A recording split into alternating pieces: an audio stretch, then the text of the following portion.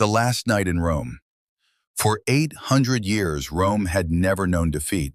It was the eternal city, the heart of the ancient world, and the center of a civilization that seemed impossible to break. Its armies conquered continents, its laws governed nations, and its walls stood firm against every enemy that dared challenge them. Nobody imagined it could all end in a single night, but it did. The empire that seemed eternal. At the height of its power, Rome ruled nearly 70 million people. From the deserts of North Africa to the cold forests of Britain, Roman rule meant order, law, and civilization. Roman roads connected vast regions of the known world. Latin became the language of power, and Roman legions were the final word in almost any conflict. But by the 4th century AD, cracks had begun to show. The empire's borders had grown too large to defend. Emperors came and went at an alarming rate, some lasting only weeks in power. The economy was bleeding, corruption was eating away at institutions, and trust between rulers and citizens was slowly collapsing. The man who wanted recognition. Beyond the walls stood a man watching all of this carefully. His name was Alaric, a Gothic leader often dismissed by Romans as a barbarian, yet he was no stranger to Rome. He had served in its armies, learned its tactics, and understood its weaknesses. He didn't hate the empire.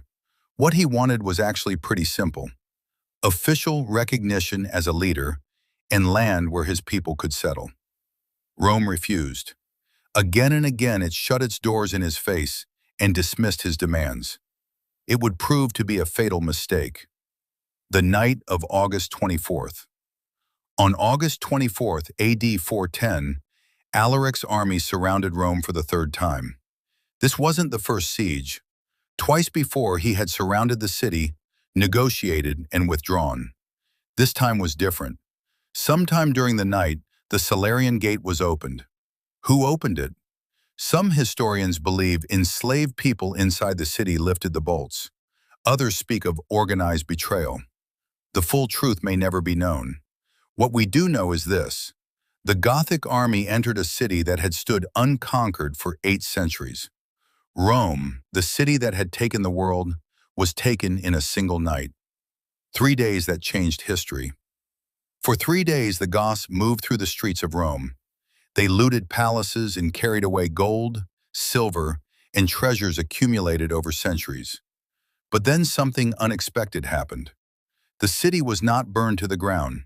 Its people were not slaughtered indiscriminately. Alaric reportedly gave strict orders to protect churches and anyone who sought refuge inside them. The tragedy wasn't the level of destruction. It was something even more painful. It proved that Rome could be broken. The morning that changed everything. When the sun rose the next morning, Alaric eventually departed with his army and his spoils. Rome was still standing physically, but something had died that could never be restored. When Saint Jerome heard the news in Bethlehem, he wrote, "The city that had taken the whole world has itself been taken." Across the empire, people felt the same shock. If Rome could fall, then nothing was truly safe. The myth of Rome's invincibility died that night, and the empire never fully recovered from the blow. The lesson we still struggle to learn.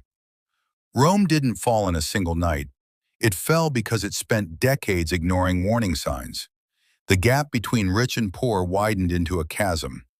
Leaders became obsessed with power struggles instead of serving their people. And the institutions that had once been Rome's greatest strength slowly decayed from within, long before enemies broke through from outside. Rome's story isn't just another chapter in a history book. It's a mirror reflecting every civilization that built great power and then forgot what made it strong in the first place. And the question this night leaves us with isn't, can great powers fall? History answered that long ago. The real question is, are we paying attention